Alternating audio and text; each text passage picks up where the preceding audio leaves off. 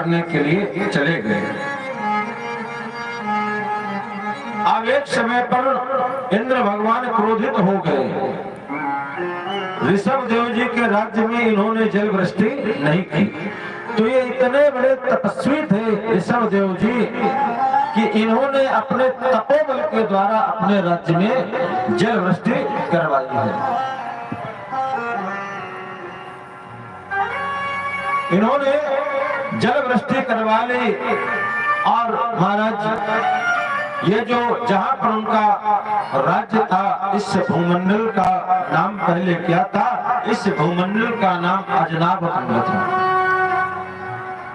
पहले इस भूमंडल का नाम था अजनाभ खंड। और अजनाभ खंड के बाद में महाराज जब यहाँ पर आर्य आए, सिंधु नदी के उस पार से जब आर्य आए तो इसको आर्यावर्त कहा गया। और इस आर्यावर्त में जब महाराज भरत जी उत्पन्न हुए, उन्होंने अपना शासन चलाया, तभी से इस भूमंडल का नाम भारत पड़ा।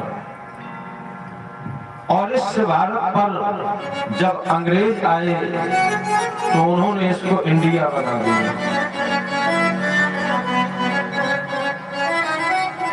अजनाभ खंड में इनका राज्य चल रहा है।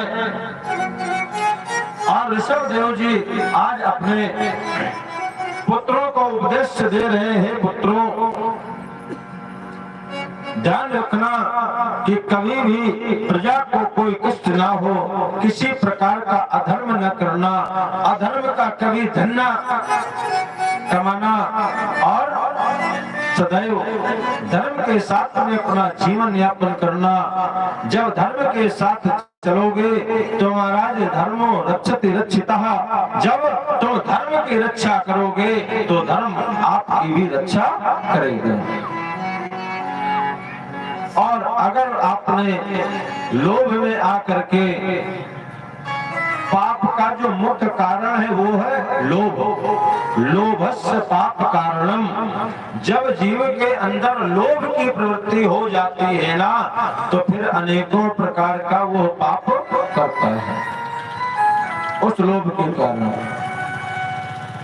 अनेकों प्रकार का झूठ बोलता है। झूठ बोलने के साथ साथ और भी कई ऐसे कृत्य कर देता है महाराज उस लोभ के वशीभूत हो करके, कि जिसको जीवन भर महाराज वो काटता है लेकिन अपने कर्म को काट नहीं पाता। इसलिए कभी भी लोभ मत करो। अन्याय से हम जो कमाई करते हैं ना, तो महाराज लिखा गया है कि अन्यायो पाजितम वित्तम 10 वर्षान तिष्ठति प्राप्ते चैकादशे वर्षे समूलम विनश्यति। अन्याय से जो कमाया हुआ धन है वो 10 वर्ष तक हमारे पास रहता है और 11वां वर्ष लगते ही वो अपने मूल धन के सहित नष्ट हो जाता है। इस प्रकार से महाराज ऋषभ देव जी ने ब्रह्मावर्त की सभा में आज अपने पुत्रों को उपदेश किया, सदैव परमात्मा पर समर्पित इस जीव को रहना चाहिए। कैसे समर्पित होता है? केवल ऐसा भाव इस जीव मात्र के हृदय में आ जाए। कैसा भाव? बोले मैं सेवक, तुम स्वामी कृपा करो।